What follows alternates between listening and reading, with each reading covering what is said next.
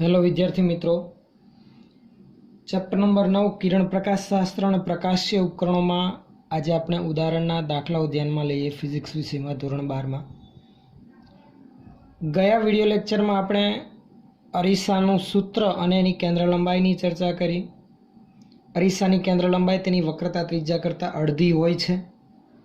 अंतरगोळ अरीसो और बहिर्गोळ अरीसो होय एमां केंद्र लंबाई तो कि अंतरगोळ अरीसा माटे केंद्र लंबाई ऋण होय, बहिर्गोळ अरीसा माटे धन होय। कारण के जुओ अंतरगोळ अरीसो छे, वस्तु सामेनी तरफ हशे त्यांथी प्रकाशना किरणों आवशे तो आपात किरणनी दिशामांना अंतरो धन एटले आ बाजुना अंतरो धन, पण तेनी केंद्र लंबाई तो सी थी मुख्य केंद्र एफ सुधीनी होय एटले डाबी तरफ, एटले आपात किरणनी विरुद्ध दिशामां जशे हमेशा। એટલા માટે કેન્દ્ર લંબાઈ અંતરગોળ અરીસા માટે ઋણ। જો બહિર્ગોળ હોત, ઉપસેલી સપાટી હોત તો પ્રકાશના કિરણો આવે પણ એ આગળના ભાગમાં કેન્દ્રિત થવાના બદલે પાછળના ભાગમાં અપકેન્દ્રિત થયેલા જણાત, એટલે એનું મુખ્ય કેન્દ્ર પાછળના ભાગમાં આવે તો મુખ્ય કેન્દ્રથી ધ્રુવ સુધીનું અંતર એટલે કે કેન્દ્ર લંબાઈ બહિર્ગોળ અરીસો હોત તો ધન આવે। એટલે ખાસ યાદ રાખવું, અંતરગોળ અરીસા માટે કેન્દ્ર લંબાઈ ઋણ હોય, બહિર્ગોળ અરીસા માટે કેન્દ્ર લંબાઈ ધન હોય। आ उपरांत अरीसाનું सूत्र ધ્યાનમાં લીધું જે વસ્તુ અંતર, પ્રતિબિંબ અંતર અને કેન્દ્ર લંબાઈ વચ્ચે સંબંધ દર્શાવતું છે, જે આપણને ખ્યાલ છે તેમ 1/u + 1/v = 1/f। ચલો આજે આપણે આગળ ઉદાહરણના દાખલા તરફ આગળ વધીએ। મિત્રો ઉદાહરણના પ્રશ્નોમાં સીધું ઉદાહરણ 9.2 આપણે ધ્યાનમાં લીધેલું છે। 9.1 કેમ બાકી રાખ્યું તો કે 9.1 નો પ્રશ્ન એકદમ સહજ અને સરળતાથી જ્ઞાન આધારિત આપણે આપી શકીએ તેવો છે। તમે જરાક 9.1 दाखला नंबर प्रश्न तमे जोशो तो प्रश्न में कंईक एवो उल्लेख करेलो छे कि भाई अंतरगोळ अरीसा माटे जे आपणे सूत्रनी तारवणी करेली हती ए आकृति में प्रश्न में एवी बाबत नोंधेली छे। जो तमारी समक्ष पहला एक आकृति हूँ राखुं छुं कि आ ध्यान में लीधेली आकृति में जो अर्धी परावर्तक सपाटी ढांकी देवामां आवे अपरावर्तक द्रव्य द्वारा, एटले के नीचेनी अर्धी सपाटी हूँ ढांकी दऊं, परावर्तक सपाटी न राखीए एने कोई रीते ढांकी दीए कपड़ाथी के बीजी कोई रीते, तो आवा किस्सामां रचाता प्रतिबिंब में शुं फेरफार थाय? शुं प्रतिबिंब पण अर्धुं थई जाय? तो विचारो। चालो मैं नीचेनी अर्धी परावर्तक सपाटी ढांकी दीधेल छे। जो आ प्रकारनी परिस्थितिमां जे प्रकाशना किरणों परावर्तन पामता हता उपरनी अर्धी सपाटी द्वारा, एना द्वारा तो प्रतिबिंब रचावानुं ज छे। हाँ, नीचेनी अर्धी सपाटी द्वारा परावर्तित किरणों ना लीधे प्रकाशनी तीव्रता एटले के जे प्रतिबिंब मळे छे एनी तीव्रतामां फेरफार थशे, एटले के प्रतिबिंब रचाशे ए डैश बी डैश जेटલું જ, आना करता अर्धी हाइटનું नहीं रचाय। ऊंचाई तो प्रतिबिंबनी जे हती एनी ज रहेशे, फरक एटलो पड़शे ओछा प्रकाशना किरणों केंद्रित थशे। आथी मळतुं प्रतिबिंब प्रमाणमां पहेला करता थोडुंक झांखुं रचाशे, बीजो कोई फेरफार थवानो नथी। तो आना आधारित आपने उदाहरण नंबर 9.1 आपेलो हतुं तो एनो आंसर सीधो क्लियर बने कि अर्धी परावर्तक सपाटी अपरावर्तक द्रव्य द्वारा ढांकी देवामां आवे तो प्रतिबिंब अर्धुं नहीं बने, परंतु प्रतिबिंबनी ऊंचाई तेटली ज रहे छे। फरक एटलो पड़े छे खाली कि भाई रचाता प्रतिबिंबनी तीव्रतामां फेरफार थाय छे, एटले के प्रतिबिंब पहेला करता थोड़ुंक झांखुं रचाशे, बीजो कोई फेरफार थशे नहीं। क्लियर है? चलो उदाहरण 9.2 नो प्रश्न जरा ध्यान आपो। प्रश्न तमारी सामे लखेलो ज छे। एक अंतरगोळ अरीसानी अक्ष पर आकृति में दर्शाव्या प्रमाणे एक मोबाइल फोन मूक्यो छे। जो अंतरगोळ अरीसो आ तेनो ध्रुव जेने आपणे पी वडे दर्शावी राखीए। आकृति तमने टेक्स्ट बुक में आपेली ज छे। एनी सामे अक्ष पर एक फोन मूकेलो छे। फोन आम आ रीते वर्टिकल राखेलो छे मुख्य अक्ष पर, बराबर। आपणे एनो साइड व्यू दर्शावेलो छे એટલે આપણને ક્લિયર ખબર પડે। योग्य आकृति दोर्યું तेनुं प्रतिबिंब मेळવો। आनुं प्रतिबिंब આપણે મેળવવાનું છે। મોટવણી એક સમાન કેમ નથી તે સમજાવો। મોટવણી એક સરખી કેમ નથી મળતી તો પહેલા પ્રતિબિંબ રચે પછી આપણને ખ્યાલ આવશે। શું પ્રતિબિંબની વિકૃતિ અરીસાની સાપેક્ષે મોબાઈલના સ્થાન પર આધાર રાખે છે? એટલે પ્રતિબિંબ થોડુંક વિકૃત થયેલું જણાશે તો એ શું અરીસાની સાપેક્ષે મોબાઈલના સ્થાન પર આધાર રાખે છે? તો એના વિશેની આપણે માહિતી આપવાની છે। હવે જરાક આપણે પહેલા સૌથી પહેલા તો પ્રતિબિંબ રચીએ। जुओ मोबाइल फोन जे छे एमां जे आ बीसी भाग छे एटले एनो पाछळनो भाग छे ए वक्रता केंद्र सी पर ज छे। मित्रों तमे एटલું तो भणीने આવ્યા। કે જો વસ્તુ અનંત અંતરે હોય તો પ્રતિબિંબ F પર રચાય. અમુક કિસ્સાઓ જેના વિશે તમને ખ્યાલ હોવો જોઈએ, ના ખ્યાલ હોય તો ફરી એક વખત યાદ કરી. વસ્તુ અનંત અંતરે તો પ્રતિબિંબ F પર રચાય. જો વસ્તુ C થી થોડે દૂર તો પ્રતિબિંબ C અને F ની વચ્ચે રચાય. જો વસ્તુ C પર તો પ્રતિબિંબ C પર જ આપણને મળે. જો વસ્તુ C અને F ની વચ્ચે હોય તો પ્રતિબિંબ C થી થોડે દૂર રચાય. જો વસ્તુ F પર હોય તો પ્રતિબિંબ અનંત અંતરે રચાય. એટલે વસ્તુ જુઓ શું થાય છે, ખ્યાલ આવ્યો? વસ્તુ જેમ જેમ નજીક આવે છે તેમ તેમ પ્રતિબિંબ દૂર ભાગતું જાય છે. જો વસ્તુ C પર તો પ્રતિબિંબ C પર, વસ્તુ નજીક આવશે તો પ્રતિબિંબ દૂર જશે. આ પ્રકારની પ્રક્રિયા થતી જોવા મળે. જો વસ્તુ મુખ્ય કેન્દ્ર અને ધ્રુવની વચ્ચે હોય તો પ્રતિબિંબ આભાસી બને, અરીસાની પાછળના ભાગમાં રચાતું જોવા મળે છે. આટલી બાબત ખાસ ખબર હોવી જોઈએ. તો જુઓ અહીંયા મોબાઈલ ફોનનો છેડાનો જે ભાગ છે એ વક્રતા કેન્દ્ર C પર છે, એટલે BC ભાગ. તો વક્રતા કેન્દ્ર પર વસ્તુ હોય તો પ્રતિબિંબ પણ વક્રતા કેન્દ્ર C પર જ મળે, એટલે કે BC ભાગનું પ્રતિબિંબ C પર જ આપણને મળશે. એટલી જ ઊંચાઈનું, કોઈ ફેરફાર થશે નહીં. પણ બાકીનો જે મોબાઈલ ફોનનો ભાગ છે એ C અને F ની વચ્ચે છે, જેનું પ્રતિબિંબ C થી થોડે દૂર રચાશે. ચાલો એ ભાગનો આપણે સૌથી પહેલા પ્રતિબિંબ મેળવીએ. પ્રતિબિંબ મેળવવા માટે ઓછામાં ઓછા 2 કિરણોની જરૂર પડશે. ચાલો એક હું મુખ્ય અક્ષને સમાંતર આપાત કરું છું. એક કિરણ મુખ્ય અક્ષને સમાંતર આપાત કર્યું. મુખ્ય અક્ષને સમાંતર રૂપે આપાત થતું કિરણ ધ્રુવમાંથી પરાવર્તન પામીને નીકળે. ધ્રુવ નહીં, મુખ્ય કેન્દ્રમાંથી, મારી મિસ્ટેક થઈ ગઈ. મુખ્ય કેન્દ્રમાંથી પરાવર્તન પામીને નીકળશે. ચાલો આ એક કિરણ આવ્યું. બીજું એક કિરણ આપણે ધ્રુવ પર આપાત કરીએ. જેટલા ખૂણે આપાત થશે એટલા જ ખૂણે શું થશે, તેનું પરાવર્તન. તો જેટલા ખૂણે આપાત થયેલું છે એટલા જ ખૂણે આપણે તેનું પરાવર્તન દર્શાવીએ. સમજો બરાબર. ચાલો એટલા જ ખૂણે તેનું પરાવર્તન દર્શાવું છું. એટલે આ ભાગ આપણો રચાશે કંઈક આ રીતે.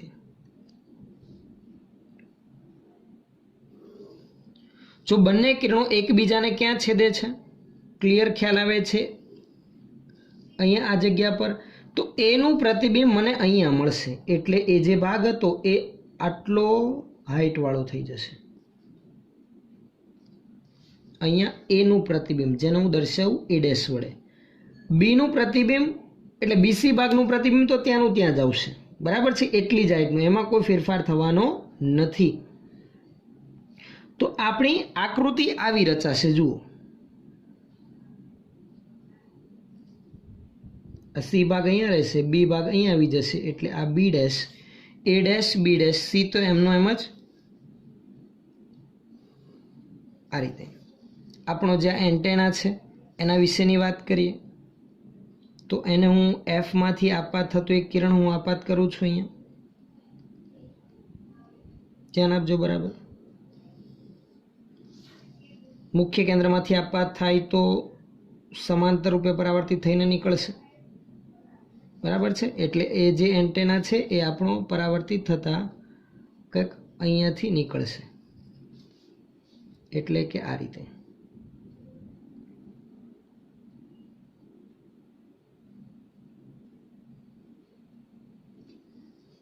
ખ્યાલ આવે છે? આપણો મોબાઈલ ફોનનો ભાગ આ રીતે વિકૃત થયેલો જણાશે. જુઓ પ્રતિબિંબ વસ્તુ કરતાં મોટું મળે છે પરંતુ વિકૃત થયેલું જણાય છે. એટલે એક ભાગ પહોળો, એક ભાગ ચપટો થઈ ગયો.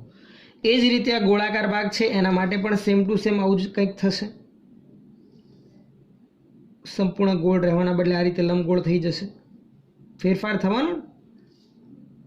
આ પ્રકારની પરિસ્થિતિ મળવા પાછળનું કારણ શું? તો એક જ કારણ છે. જુઓ મોબાઈલ ફોનના જુદા જુદા ભાગોનું વસ્તુ અંતર જુદું જુદું છે. મોટવણી માટેનું સમીકરણ તમને ખબર છે, m બરાબર -v/u આવે. જુઓ B વાળો ભાગ છે, એનાથી આગળનો ભાગ છે, એનાથી આગળનો ભાગ છે, બધા માટે વસ્તુ અંતર u બદલાય તો પ્રતિબિંબ અંતર v પણ બદલાશે. તો મોટવણી m માં પણ ફેરફાર થવાનો છે. આ કારણે પ્રતિબિંબ થોડુંક વિકૃત થયેલું જણાય છે. મોટવણી એક સમાન મળતી નથી કે ભાઈ પ્રતિબિંબમાં આ જે BC ભાગનું પ્રતિબિંબ એવડું જ મળે છે, જ્યારે એ આગળનો એન્ટેનાવાળા ભાગનું પ્રતિબિંબ ઘણું મોટું મળે છે. એની પાછળનું કારણ એ જ છે. આ કારણોથી પ્રતિબિંબ વિકૃત થાય છે. અને હા, આ વિકૃતિ માટેનો આધાર મૂળભૂત કારણ હોય તો મોબાઈલ ફોનનું સ્થાન પણ છે. જો મોબાઈલ ફોન આ રીતે વર્ટિકલના બદલે હોરિઝોન્ટલ ઊભો રાખેલો હતા તો પ્રતિબિંબ એવડું ને એવડું જ મળે અને એટલી જ હાઇટનું ઉલટું આપણને મળવાનું હતું. પણ આ રીતે આડો રાખેલો હોવાના લીધે આ પ્રકારની વિકૃતિ રચાય છે. તો એનું એક કારણ લખી રાખીએ. પ્રતિબિંબ તો આ રીતે રચાશે એનો આપણે ઉલ્લેખ કરી રાખેલો છે. મોટવણી એક સમાન કેમ નથી એની પાછળનું કારણ તો કે જુદા જુદા ભાગો માટે વસ્તુ અંતર યુ જુદું જુદું હોવાથી પ્રતિબિંબ અંતર પણ અલગ અલગ મળશે અને આ કારણોથી મોટવણી એક સમાન મળતી નથી. અહીં મોબાઈલ ફોનના જુદા જુદા ભાગો માટે વસ્તુ અંતર જુદા જુદા હોવાથી પ્રતિબિંબ અંતર પણ અલગ અલગ મળે છે. આથી મોટવણી m બરાબર -v/u મુજબ એક સમાન મળશે નહીં. અને હા, આમાં બીજો એક પ્રશ્ન છે કે શું પ્રતિબિંબની વિકૃતિ અરીસાની સાપેક્ષે મોબાઈલના સ્થાન પર આધાર રાખે છે? તો કે હા, લખી રાખીએ. હા, પ્રતિબિંબની વિકૃતિ અરીસાની સાપેક્ષે મોબાઈલના સ્થાન પર આધારિત છે. ઓકે, ક્લિયર છે આટલામાં? ચલો નેક્સ્ટ ઉદાહરણ 9.3 નંબર. એકદમ સરળ પ્રશ્ન. જુઓ જરાક ધ્યાનથી, જાતે સોલ્વ કરવાની ટ્રાય પણ તમે કરી શકો છો વિડીયો સ્ટોપ કરીને. સૌથી પહેલા સોલ્યુશન જોઈએ. પહેલા પ્રશ્ન જુઓ શું છે. એક અંતર્ગોળ અરીસાની વક્રતા ત્રિજ્યા 15 સેન્ટીમીટર છે, એટલે કે આર આપણને આપી દીધેલ છે. આ અરીસાની સામે વસ્તુને 10 સેન્ટીમીટર અને 5 સેન્ટીમીટર દૂર મૂકતા રચાતા પ્રતિબિંબના સ્થાન, પ્રકાર અને મોટવણી દરેક કિસ્સામાં મેળવો. એટલે કે બે વસ્તુ, એટલે વસ્તુ એક જ છે પણ જુદા જુદા વસ્તુ અંતરે રાખેલ છે. શરૂઆતમાં 10 સેન્ટીમીટર અને પછી 5 સેન્ટીમીટર. તો આ જુદી જુદી જગ્યા પર વસ્તુને રાખતા એનું જે પ્રતિબિંબ મળે એ પ્રતિબિંબનું સ્થાન, એટલે જ્યારે 10 સેન્ટીમીટર છે ત્યારે એનું પ્રતિબિંબ કેટલા અંતરે મળે. પ્રતિબિંબનો પ્રકાર એટલે કે વાસ્તવિક મળશે, આભાસી મળશે. અરીસો અંતર્ગોળ છે. આભાસી ક્યારે કહેવાય? અંતર્ગોળ અરીસાની પાછળના ભાગમાં રચાતું હોય તો.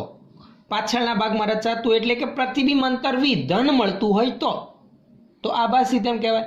જો પ્રતિબિંબ અંતર v ઋણ મળે એટલે કે અરીસાની સામે વસ્તુ તરફ જ મળશે તો એ વાસ્તવિક કહેવાય.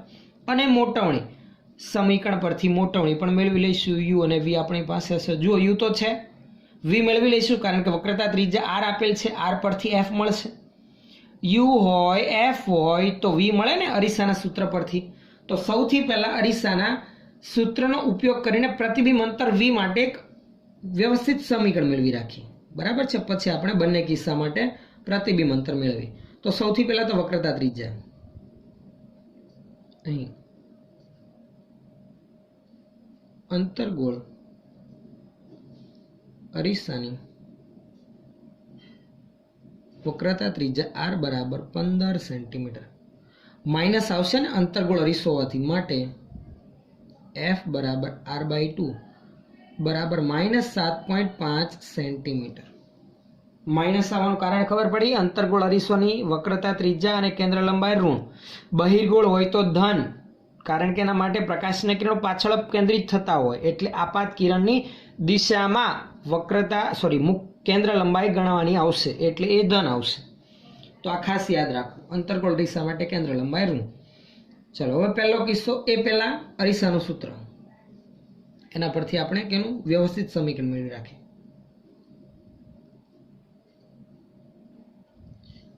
1/u + 1/v બરાબર 1/f. આપણે પ્રતિબિંબ અંતર v ની જરૂરિયાત છે તો આ રીતે લખીએ 1/v બરાબર 1/f માઇનસ 1/u. હવે 1/v ને કરતા બનાવું, સામેની બાજુ લસા તો u માઇનસ f ના છેદમાં uf. આથી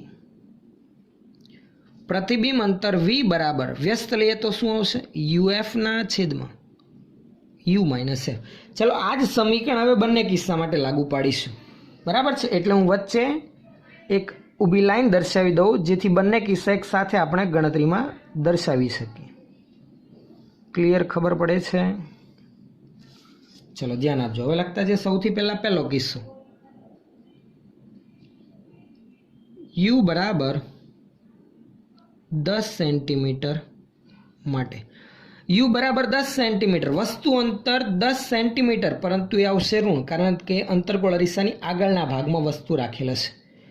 આપાત કિરણની વિરુદ્ધ દિશાનું અંતર એટલે u માઇનસ, એટલે હું લખી રાખું માઇનસ 10 સેન્ટીમીટર. ખબર પડે છે ને ઋણ નિશાની શા માટે છે? ચલો u માઇનસ 10 f માઇનસ 7.5 માટે v બરાબર uf અપન u માઇનસ f માટે v બરાબર u માઇનસ 10 f માઇનસ 7.5 છેદમાં માઇનસ 10 માઇનસ માઇનસ પ્લસ 7.5. તો v બરાબર આ થશે 70.5, સોરી 70 નહીં, આ સીધું થઈ જશે 7.5 અને 10નો ગુણાકાર 75 ના ભાગાકારમાં માઇનસ 2.5. બરાબર ને? આનો તમે ગુણોત્તર મેળવો છો 75 છેદમાં 2.3નો, તો એનું પરિણામ 30 સેન્ટીમીટર જેટલું આવે છે, એટલે માઇનસ 30 સેન્ટીમીટર ઋણ નિશાની સાથે. તો પ્રતિબિંબ અંતર v આપણને મળી ગયું. પ્રતિબિંબ માઇનસ 30 સેન્ટીમીટર એટલે કઈ બાજુ? એટલે વસ્તુ જે તરફ હતી ને એ જ તરફ મળશે, એટલે વાસ્તવિક. તો બે પ્રશ્નોનો આન્સર મળી ગયો. સ્થાન મળી ગયું, પ્રકાર વાસ્તવિક. મોટવણી માટે હવે વાત કરીએ.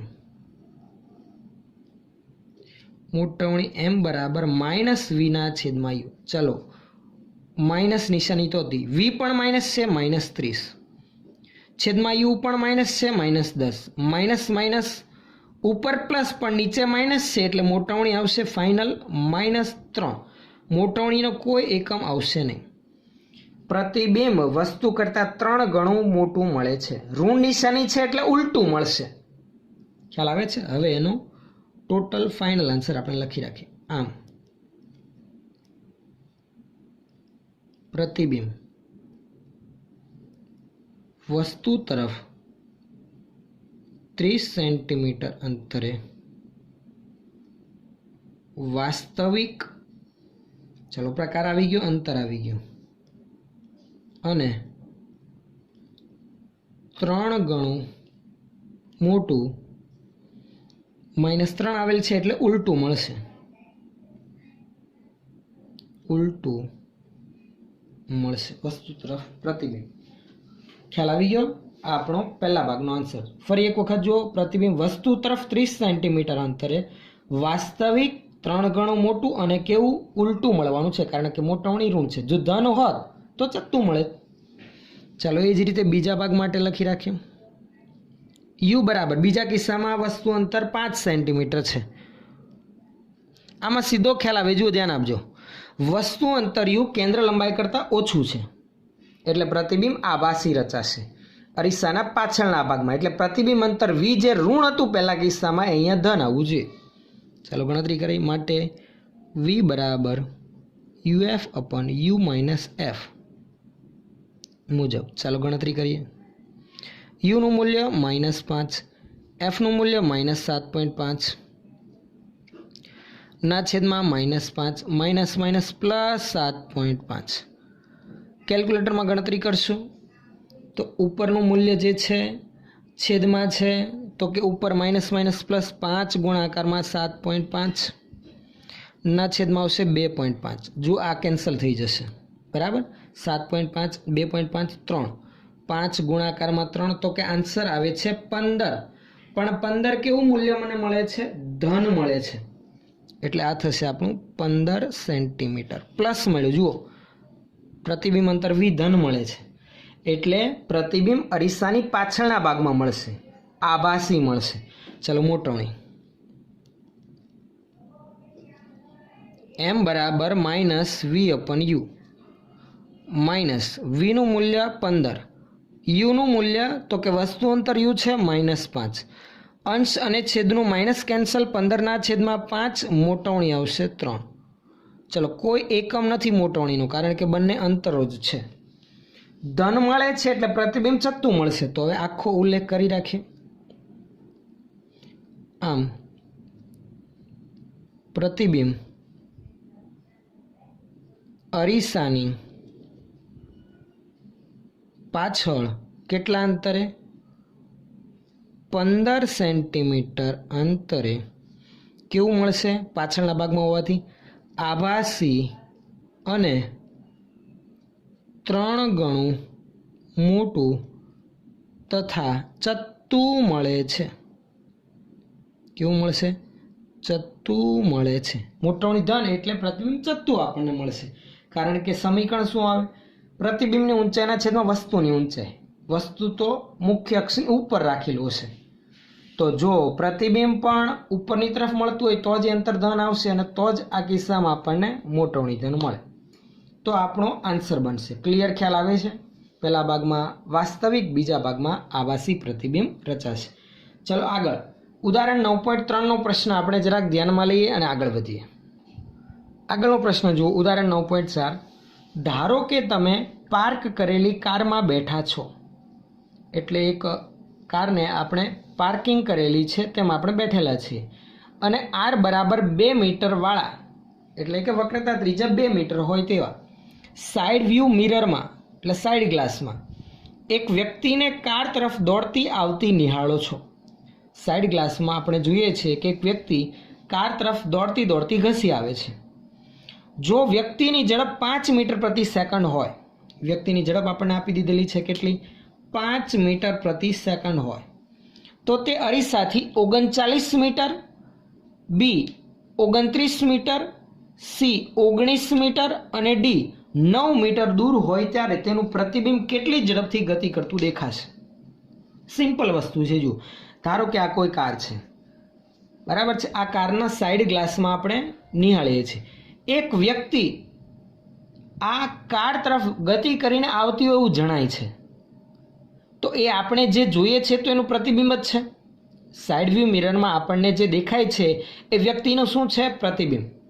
હવે વ્યક્તિ કંઈક ચોક્કસ ઝડપથી ગતિ કરીને આવે છે. એ ઝડપ આપણને આપી દીધેલી છે. વ્યક્તિની ઝડપ છે 5 મીટર પ્રતિ સેકન્ડ. એટલે વ્યક્તિ 1 સેકન્ડમાં 5 મીટર જેટલી ગતિ કરીને આગળ આવતું રહે છે. હવે વ્યક્તિ જ્યારે અરીસાથી 39 મીટર, 29 મીટર, 19 મીટર અને 9 મીટર અરીસાથી દૂર હોય ત્યારે તેની ઝડપ કેટલી હશે તેનો આપણે આન્સર આપવાનો છે. એટલે જુદા જુદા સ્થાને તેની ઝડપ તો કે ફેરફાર થશે. હા, ફેરફાર થશે. જેમ વ્યક્તિ અરીસાથી નજીક આવશે તેમ તેનું પ્રતિબિંબ આધારિત જોવા મળતી કે આપણે અનુભવાતી ઝડપ પ્રમાણમાં જુદી જુદી હશે. તો આપણે શું કરીએ કે એક એક કિસ્સા માટે ગણતરી આગળ વધારીએ. તો સૌથી પહેલાં તો જે કારનો સાઇડ વ્યૂ મિરર છે એ કેવા પ્રકારનું મિરર હોય? અંતર્ગોળ હોય કે બહિર્ગોળ હોય? તો મિત્રો તમે ખાસ જરાક જો ના અનુભવેલું તો સાઇડ વ્યૂ મિરર ઉપર તમે હાથ ફેરવશો ને તો તમને સપાટી થોડીક ઉપસેલી જણાશે. તો એનો અર્થ એવો થયો કે એ સાઇડ વ્યૂ મિરર અંતર્ગોળ નહીં, કેવો હશે? બહિર્ગોળ હશે. જેની વક્રતા ત્રિજ્યા 2 મીટર આપણને આપી દીધેલી છે. વક્રતા ત્રિજ્યા 2 મીટર એટલે કે એની કેન્દ્ર લંબાઈ કેટલી થશે? 1 મીટર. તો ખાસ એટલું આપણે અત્યારે હમણાં આટલામાં લખી રાખીએ, પછી ત્યાંથી આપણે આગળ વધીએ. તો સૌથી પહેલાં માહિતી લખી રાખું છું કે ભાઈ કારનો સાઇડ વ્યૂ મિરર બહિર્ગોળ હોય છે, જેની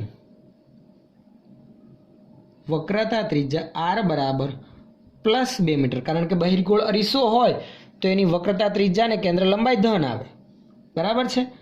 આથી કેન્દ્ર લંબાઈ f તો કે વક્રતા ત્રિજ્યા કરતાં અડધી 1 મીટર થશે. ખ્યાલ આવે છે? ચલો હવે અહીંયાથી આગળ વધારીએ ગણતરી. જુઓ જરાક ધ્યાનથી. હવે ફરી એક વખત પ્રશ્ન તો આપણે ધ્યાનમાં લઈ લીધો.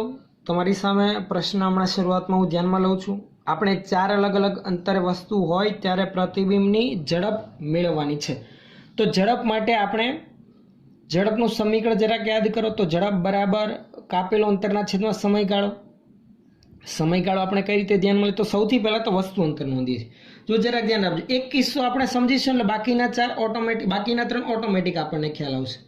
સૌથી પહેલા તો આપણે કેન્દ્ર લંબાઈ અને વક્રતા ત્રિજ્યા નોંધી રાખેલ છે. બરાબર છે.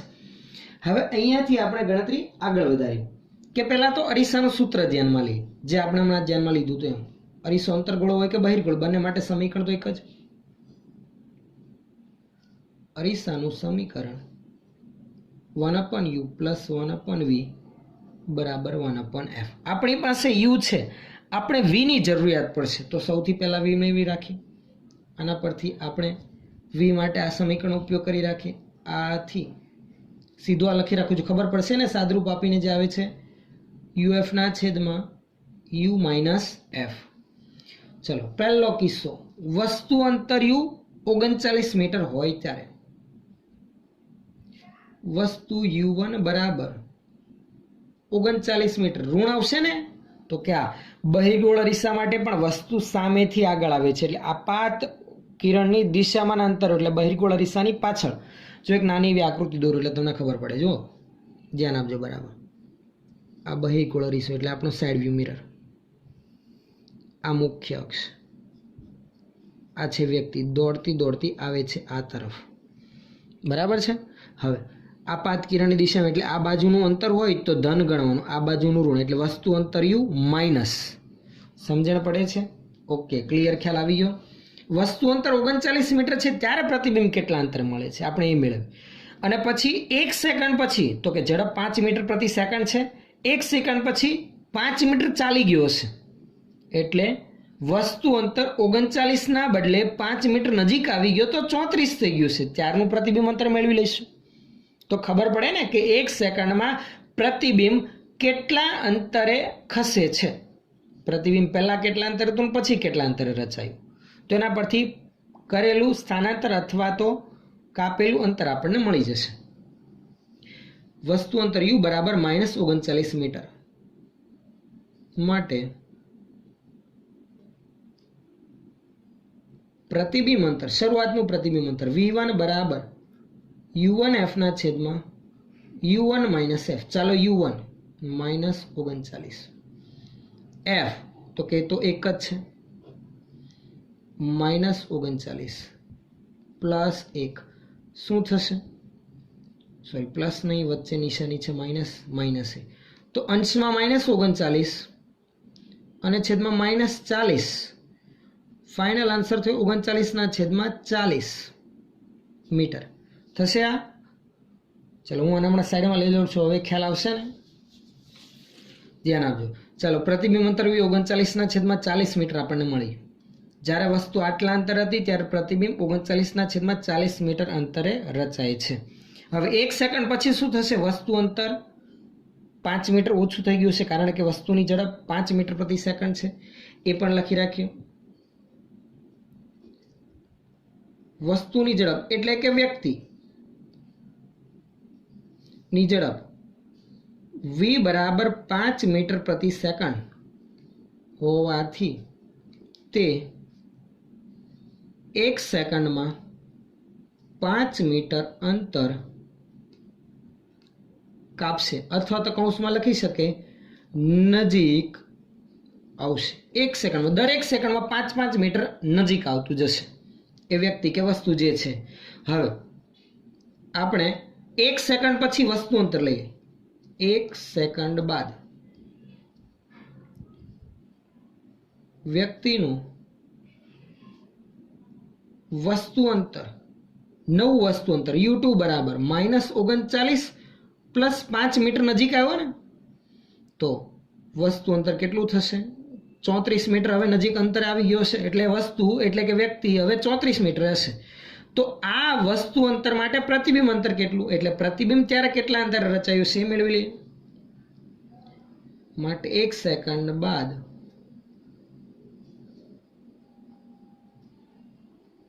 પ્રતિબિંબ અંતર v2 બરાબર સમીકરણનું આજ, પરંતુ u1 ના બદલે હવે વસ્તુ અંતર 34 -34 લેવાનું એટલે U2F ના છેદમાં U2 - F -34 1 -34 -1 એટલે શું આવશે V2 -34 ના છેદમાં -35 એટલે 34 ના છેદમાં 35 મીટર.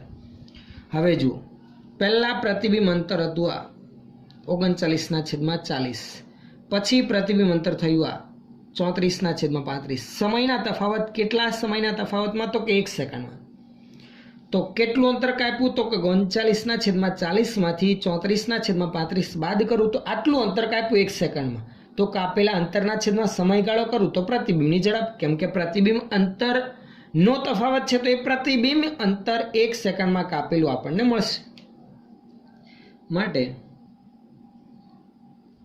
પ્રતિબિંબની ઝડપ બરાબર V2 - V1 એટલે કાપેલું અંતર મળી જાય પ્રતિબિંબ 1 સેકન્ડમાં છેદમાં સમયગાળો t એ તો 1 સેકન્ડ જ છે ને તો V2 34 ના છેદમાં 35 માઇનસ 39 V2 એક જ મિનિટ મિસ્ટેક થઈ વસ્તુ નજીક આવે તો પ્રતિબિંબ ઓટોમેટિક આપણું દૂર જવાનું છે. હવે અહીંયા આપણે જોઈએ તો 39 ના છેદમાં 40 વાળું મૂલ્ય પ્રમાણમાં મોટું આવશે એટલે અહીંયા આપણે V1 - V2 આવશે એટલે અહીંયા આવશે 39 ના છેદમાં 40 માઇનસ 34 ના છેદમાં 35 ભાગાકારમાં 1. ચલો તો લસા લઈએ તો 35 ગુણાકારમાં 40 તો આ થશે 35 ગુણાકારમાં 40 તમે મેળવશો તો ભાગાકારમાં બંનેની છેદમાં બંનેનો ગુણાકાર આવશે 35 ગુણાકારમાં 70 એટલે આ 1400 જેટલો આન્સર આપણો આવવો જોઈએ બરાબર છે. અને બાકી 39 ના ગુણાકારમાં 35 અને 34 ના ગુણાકારમાં તમે 40 કરો તો તમને મૂલ્ય મળશે કંઈક આ રીતે 1365 માઇનસ આપણને મૂલ્ય મળશે 1360. આ કેલ્ક્યુલેટરમાં તમે કેલ્ક્યુલેશન કરી શકો એટલે તમને સીધો ખ્યાલ આવે બરાબર. આ અંશની બાદબાકીમાં 5 આવશે અને છેદમાં આવશે 1400. હું હમણાં ગણતરી કરેલા આન્સર સીધા લખું છું એટલે આપણે ટાઈમ વેસ્ટ ના થાય. હવે જુઓ હજુ અહીંયા ભાગ ચાલશે 5 વડે 1400 ના ભાગાકારમાં તમે 5 કરશો તો 280 મળશે એટલે ઝડપ મળી 1 ના છેદમાં 280 મીટર પ્રતિ સેકન્ડ.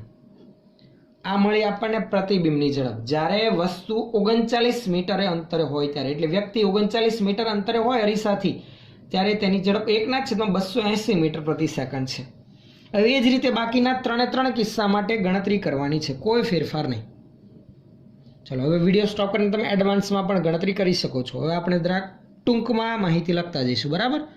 ચલો વસ્તુ હવે કેટલા અંતરે તો કે U2 બરાબર 39 નહીં 29 પણ -29 મીટર માટે પ્રતિબિંબ અંતર V2 બરાબર અહીંયા પણ શરૂઆતની સ્થિતિ છે એટલે U1 ને V1 જ રાખીએ કારણ કે 1 સેકન્ડ પછી હજુ નજીક જ આવવાનું છે એટલે બધા માટે U1 V1 U2 V2 એમ જ લખીશું આપણે. V1 બરાબર શું આવશે તો કે સમીકરણ હતું એમ જ U1F ના છેદમાં U1 - F U1 -29 ગુણાકારમાં 1 -29 -1 એટલે આવું થયું 29 ના છેદમાં 30 મીટર. હવે ઝડપ આધારિત 1 સેકન્ડ બાદ એ 29 ના બદલે 24 મીટર અંતરે હશે. 1 સેકન્ડ બાદ વ્યક્તિનું અરીસાથી અંતર નવું અંતર U2 બરાબર -29 + 5 કારણ કે 5 મીટર પ્રતિ સેકન્ડની ઝડપથી ગતિ કરે છે તો આવશે -24 મીટર. માટે 1 સેકન્ડ બાદ વ્યક્તિના પ્રતિબિંબનું અંતર હવે એને V2 વડે દર્શાવે જે આવશે U2F ના છેદમાં U2 - F પરથી. હવે આ જ સમીકરણમાં વસ્તુ અંતર U2 લઈશું તો પ્રતિબિંબ અંતર V2 આપણને મળે. ચાલો U2 -24 ગુણાકારમાં 1 -24 - 1 24 ના છેદમાં શું આવશે 25 મીટર પ્રતિબિંબ અંતર મળી ગયું.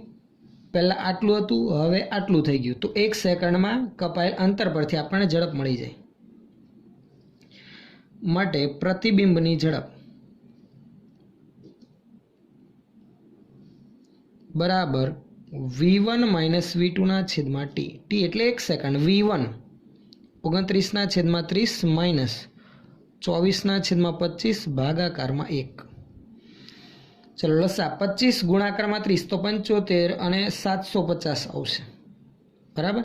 29 ગુણાકારમાં 25 કરશો તમે એટલે એનો આન્સર 725 આવશે.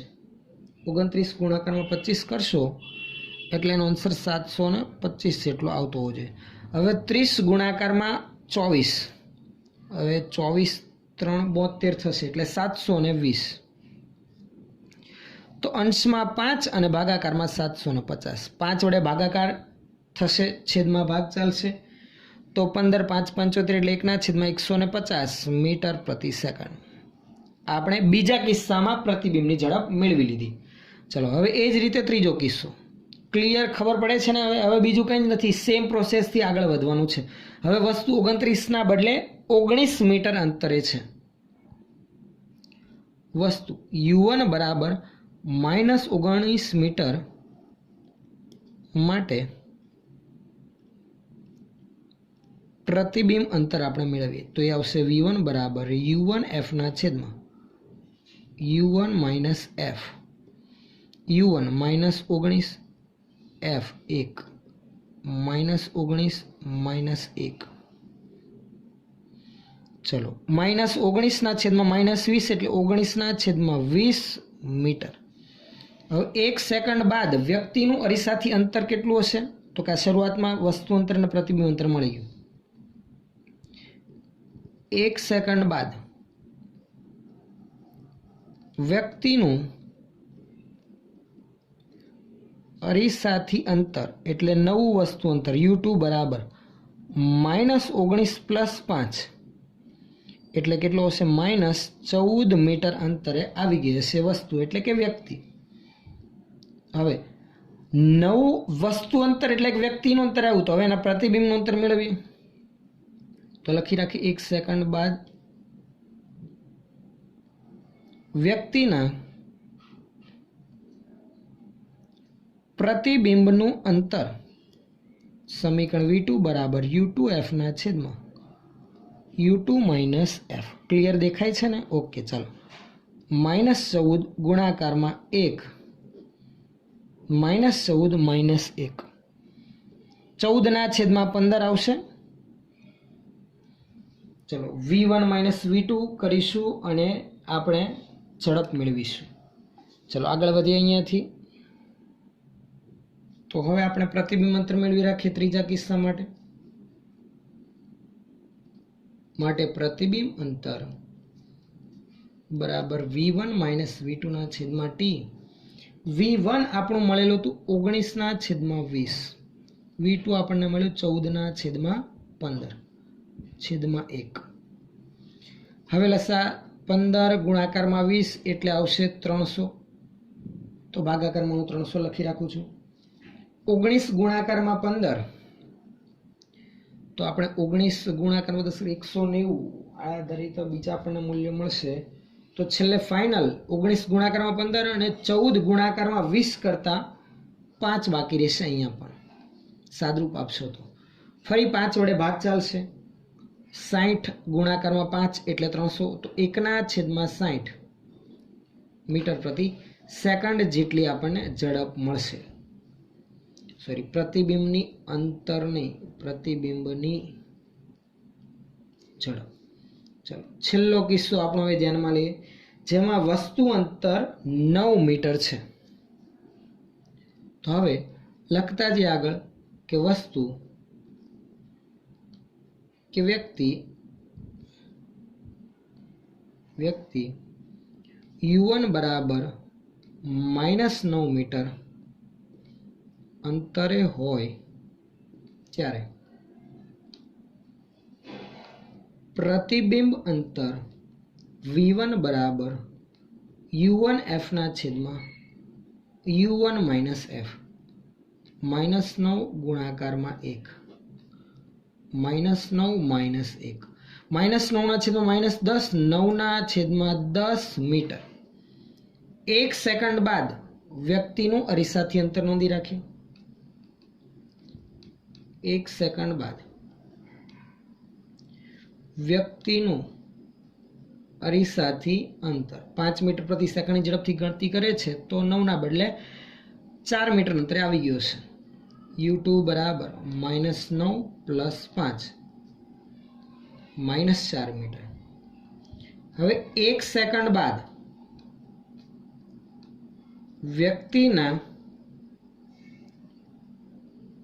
પ્રતિબિંબનું આપણે અરીસાથી અંતર મેળવીએ, જે આવશે v2 બરાબર u2f/u2 - f પરથી. ચાલો u2 -4 ગુણાકારમાં 1 -4 - 1 છેદમાં -5 એટલે 4/5 મીટર.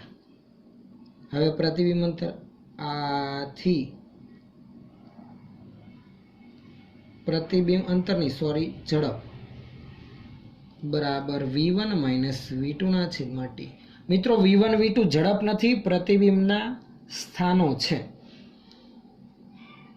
છેલ્લે ફરી એક વખત યાદ કરાવી દઉં, નહીતર પાછી આપણી ભૂલ ના થાય. બરાબર, ભાગાકારમાં 1. ચાલો લસા આવશે 50. 10 પણ લઈ શકાય, તો અહીંયા 9 5 એટલે અહીંયા 4 2 વડે ગુણાકાર 8/10 1/10 મીટર પ્રતિ સેકન્ડ. આ આપણો ફાઇનલ આન્સર થશે, એટલે કે ચોથા કિસ્સા માટેનો આન્સર. તો ક્લિયર ખબર પડે છે. આ 4 કિસ્સા માટે આપણે પ્રતિબિંબની ઝડપ મેળવી. તમે જોશો પ્રતિબિંબની ઝડપમાં ફેરફાર થતો જાય છે. પહેલા 1/280 આપણને આન્સર મળેલો હતો, પછી 1/250 એટલે છેદ નાનો બનતો જાય છે. એટલે જેમ વ્યક્તિ નજીક આવે તેમ પ્રતિબિંબની ઝડપ પ્રમાણમાં વધતી જાય છે. એટલે એક સમાન રહેશે નહીં, કહેવાનો અર્થ એવો. તો ઓકે, અહીંયા આપણે આટલે સુધી અટકાવે. નેક્સ્ટ જ્યારે પાછા આપણે મળીશું ત્યારે અહીંયાથી આગળ થિયરી તરફ આગળ વધીશું.